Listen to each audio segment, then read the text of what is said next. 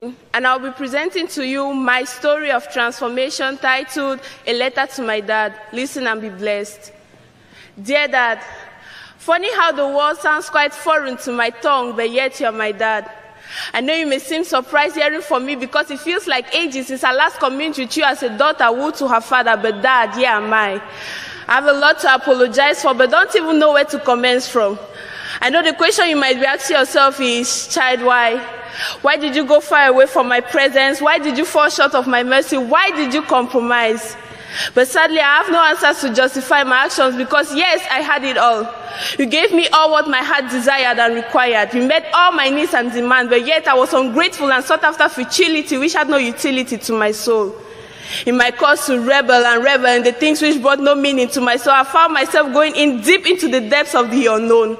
I didn't realize how far gone I was until I hit the end of the road with nowhere else to turn to for solace. But then I remembered the daughter of whom I am, and in an attempt to retrace my steps, that's when I heard of a man that's so close to your heart. They called him the convener of the Impact Academy, a man that could lead me back into your presence. Oh, the joy unimaginable that filled my heart when I realized that there was still hope for a hopeless child like me. I heard of a program organized by this very man coming up, and I determined in my heart that I must be there. I got to this program and I took a seat at the very far back, seemingly uninterested by all the things happening around me, because to me I had just one aim, that is to meet this man and find my way back to my father. But when he arose and began speaking like a magnet, I was drawn to his words so divine.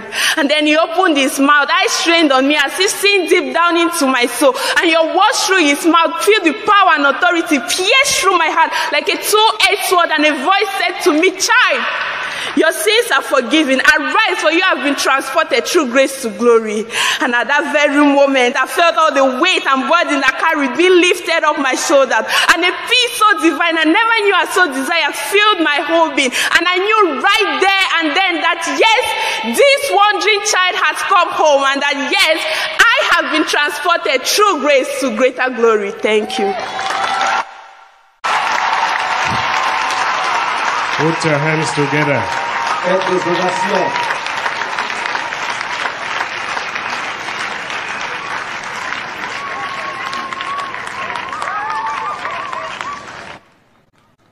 The next on our program is a round table discussion.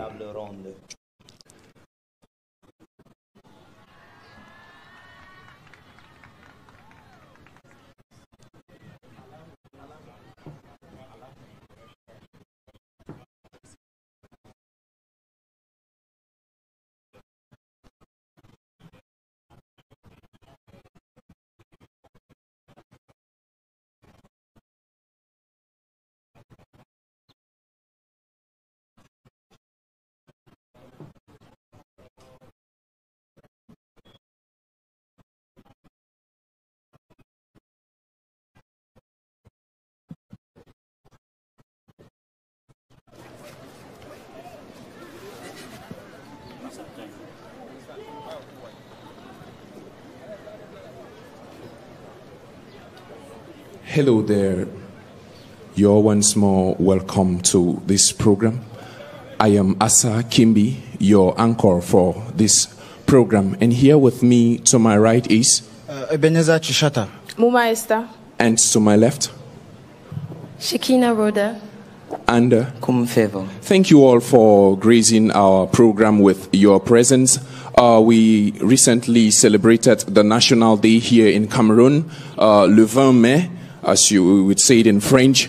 And youth are a critical tool in nation building. We are here as young minds to talk on the role of the youth in nation building. We cannot talk about the role of the youth in nation building without considering what nation building is in itself. Nation building is the construction and the structuring of a nation using the power of the state. Youths are stakeholders to constructing a nation. That's why we are here to talk about young people, youths in particular. So without further ado, I'm going to delve right into the subject matter, the role of youths in nation building. So what's the role of youth in nation building? Mouma Esther, qu'as-tu à dire sur le rôle des jeunes à ce qui concerne la construction d'une nation? Merci de m'avoir passé la parole. Concernant le rôle des jeunes dans la construction de la nation, je vais commencer par dire la première chose que nous pouvons faire, c'est l'engagement politique. En tant que jeunes, nous devons et nous pouvons voter. Dans notre pays, au Cameroun, comme nous aurons l'année prochaine, en 2025, nous aurons les élections présidentielles. Et aussi dans tout autre pays en Afrique et dans le monde, il y aura les élections présidentielles dont nous pouvons participer et voter. Autre chose que nous pouvons faire, c'est de suggérer un changement. Si vous voyez quelque chose dans votre environnement direct, ou peut-être le pays en son ensemble, vous pouvez bien sûr de façon professionnelle rédiger un document politique qui peut suggérer au gouvernement les changements que vous voulez voir dans le pays. Aussi, en tant que jeunes, nous avons un cerveau qui est très actif et ouvert à apprendre beaucoup de choses, dont nous devons chercher ou nous pouvons chercher à développer nos compétences et nos connaissances. Ça peut être de façon intellectuelle, apprendre à lire, à écrire, à écouter, et aussi de façon manuelle, apprendre à fabriquer quelque chose, apprendre à faire quelque chose dans des façons, ça peut être en pâtisserie, en sérigraphie. L'application de toutes ces choses amène à l'amélioration et développement de la nation. Merci. Merci beaucoup, Esther Mouma, pour cette intervention. Thank you so much for that contribution. Yes, of course, young minds are supposed to contribute in nation building by casting their votes, as the case will be next year. And we equally contribute to nation building by acquiring skill and developing our knowledge. When we do that and we apply the knowledge, we are contributing to the nation's growth. Thank you, Esther, once more for that intervention. Cum favor, Esther has spoken about skill acquisition. She's spoken about knowledge development. What's your perspective to that? Okay, thank you very much for passing me the word. As youths, as young people, we have the tendency of being in a clean environment. So to acquire knowledge, to learn a skill, to do something, you cannot do it in a dirty environment, on an environment that is not conducive enough. You will not be mentally stable and you will not be comfortable in a dirty environment. So as youths, we are to be engaged in clearing and taking care of all the trash around us, ensuring that our environment is clean, our environment is neat, and also involved in moves, in campaigns for climate change. We know the rapid deterioration of the atmosphere is now everywhere, and as youths, young people, develop strategies. We can plant trees, involve ourselves in moves that will reduce the ozone layer depletion. And also, in other aspects, you can do recycling. As in Rwanda now, there are young people that are collecting these plastic bottles and they are melting them, adding sand to the melted plastic bottles, and they have pavement blocks. It is earning them money. We can also do something as such, combine these recyclable materials and put ourselves to work and earn something for ourselves. Thank you so much, Favor, for that intervention. Fantastic points there raised up as it concerns the role of the youth in nation building. Oui, il a parlé de la création, de s'engager dans l'environnement et le recyclage. Également, il a touché l'entrepreneuriat parce que le recyclage peut aussi nous procurer de l'argent et c'est ce point que nous pouvons faire, et en faisant cela, nous contribuons dans la construction de la nation. Thank you once more, Favor, for that intervention. Now, Ebenezer, Esther, and Favor have spoken about the role. You now know the role, but are there some equal but opposite reaction to these roles that youths have to play in nation building? I believe there are equal but opposite reactions to that. Youth usually face much limitations as far as it concerns nation building. Some of these limitations, first and foremost, is the inability, is the lack of the desire to create a change. If you don't have the desire to make a change or an impact in your community, I don't think you will go anywhere in life. And secondly, we also see the inability to identify a problem. All they just mentioned here were problems. He talked about climate change. That's a major problem in our society. We have to, he identified the problem. That is the first step in nation building. You have to be able to identify a problem in order to be able to solve it. Secondly, if you look at the situation we find ourselves in, we discover that we have lack of self-confidence. Yes, if you have all these skills and you don't believe in yourself, you don't think I'm able to do this, I don't think you'll go anywhere with that dream. That dream is going to go down the drain. And we also see another crucial aspect which affects globally everyone, the aspect of finance, which is very, very crucial to nation building. And I believe that with the help of God and the help of the government, we'll be able to gather finances and build a nation as youth. Thank you. Thank you so much, Ebenezer, for those salient points. Oui, il a parlé du manque de désir, c'est-à-dire certains jeunes n'ont pas ce désir même de contribuer à la construction de la nation. Et en faisant cela, c'est une limitation.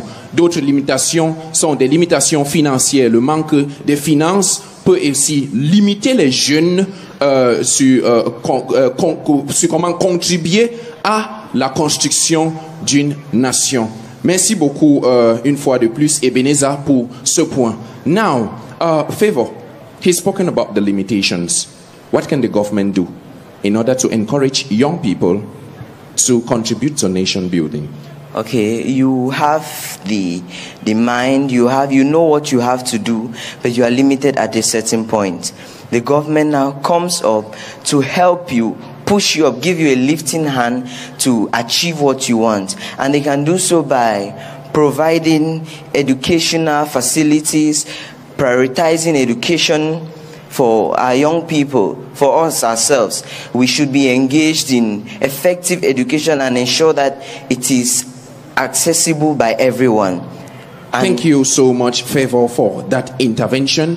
L'importance du gouvernement à nous donner, à donner des bourses aux étudiants ou bien aux jeunes. L'importance aussi au gouvernement de construire ou bien de mettre en place des centres de formation va aussi booster ces jeunes, et en faisant cela, ils vont contribuer à la construction de la nation. Thank you so much, Favor, for that intervention. Mouma Esther, il a parlé des centres de formation, il a parlé de l'éducation qui est un peu pas aussi exorbitant pour les jeunes.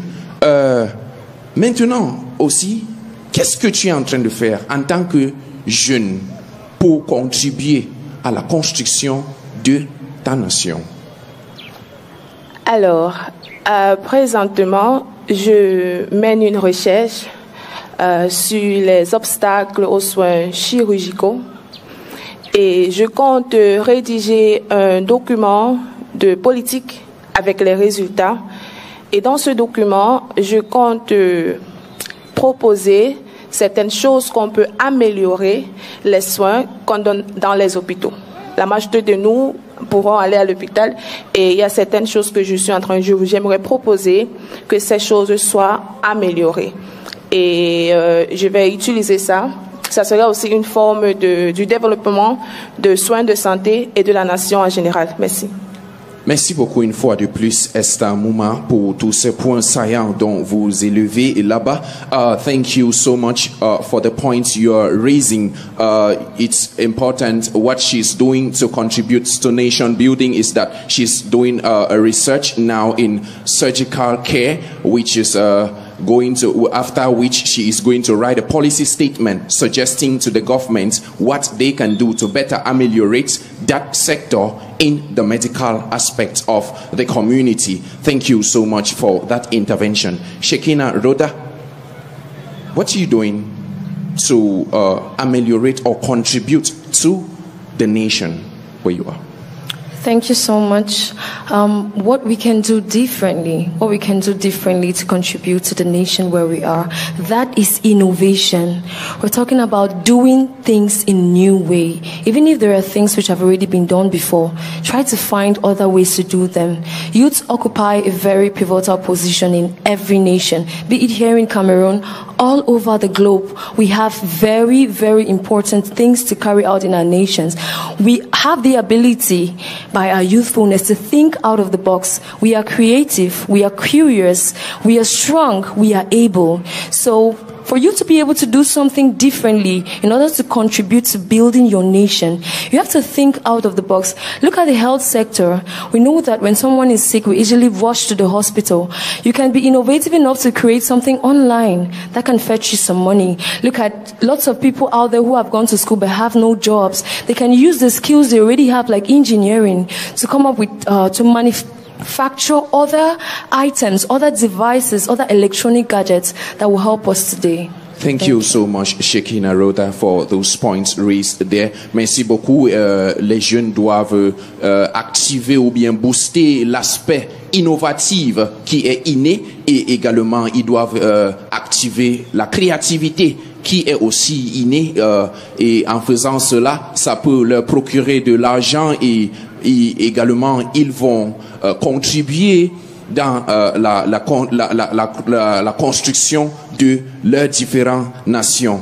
Thank you once more, Shekina. Thank you, Ebenezer. Thank you, Esther Muma. Thank you, Favor. Thank you for all your points that you've come to share to the young people here. We believe that you've been inspired by the various points that have been raised here, and we believe that you are moving now already from the grace where you are to the glory where we are aspiring to get to. Thank you. Put your hands together for the Lord.